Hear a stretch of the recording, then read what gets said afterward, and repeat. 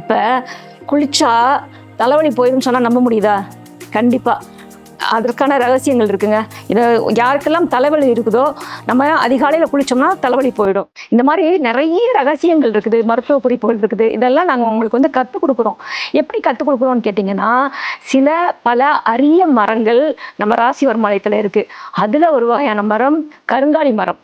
அந்த கருங்காலி மரத்துக்கு இடையில தான் பயிற்சி கொடுக்குறோம், நம்மளுடைய ட்ரீட்மெண்ட் கொடுக்குறோம். இன்னும் சொல்லப்போனால் இன்னும் நம்மளுடைய ஸ்பெஷல் என்னன்னு கேட்டிங்கன்னா, கருங்காலி மரக்கட்டைகளில் தான் நம்ம ட்ரீட்மெண்ட் கொடுக்குறோம். நம்மளுடைய எலும்பு நரம்புகள்லாம் எங்கெங்கே சுருண்டு இருக்கும் பார்த்தீங்களா, அல்லது ரத்த ஓட்டங்கள் சீராக இல்லாமல் இருக்கும் பார்த்தீங்களா, அதெல்லாம் சீர்படுத்துறதுக்கான ஒரு ஸ்டிக்கை வச்சு நாங்கள் அதை அழுத்தி பண்ணும் பொழுது உங்களுக்கு எலும்புகள்லாம் பலப்படும், நேராகும், அதோட ரத்த ஓட்டம் சீராகும்.